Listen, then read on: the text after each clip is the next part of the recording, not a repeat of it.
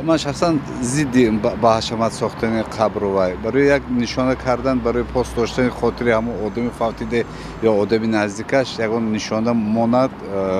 ممکن لیکن و از وای مقبره ساختن و قصر ساختن وای این چیز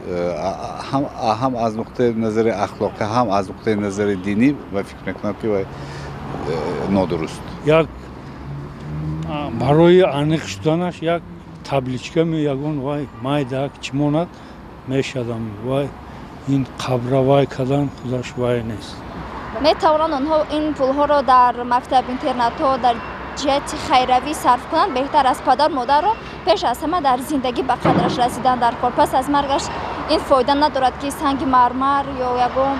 намуд ороиш карда қабри ӯро гирд карда маҳкам кардан ба фикри ман ки ин ҳеҷ чӣ надорад дар зинда буданашон намекунанд ба дар мурда буданашон баъд худшона нишон метиҳанд зебогӣ мекунанд орову торо мекунанд мақсад хуб аст аз зер накардани як одам вақте мегзарад зер накардани чи беҳтар аст хуб аст ки гирдаша мисал як санг мемонанду ороиш метавонанд зебо мекунанд ин хуб аст ягон бадӣ надорад ба фикри ман хайр масалан мана агар шахси наздики ман як бародарам бо номи раҳмиддин аз дунё гузаштанд манам мо хотираша ба ёд надорем ба хотире ки шароит набуд санг гузоштан ба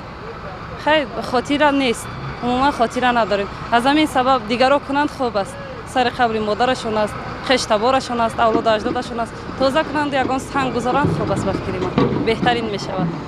албатта бузургоне ҳастанд ки мақбара сохтан ба онҳо арзанда аст масалан мақбараи саид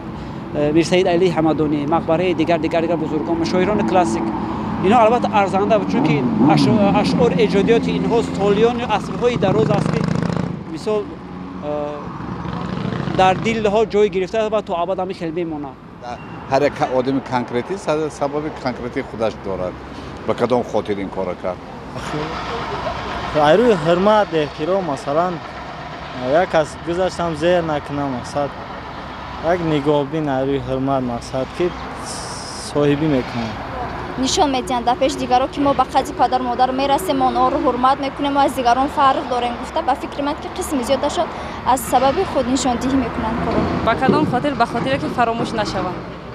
аз ёдҳо нараванд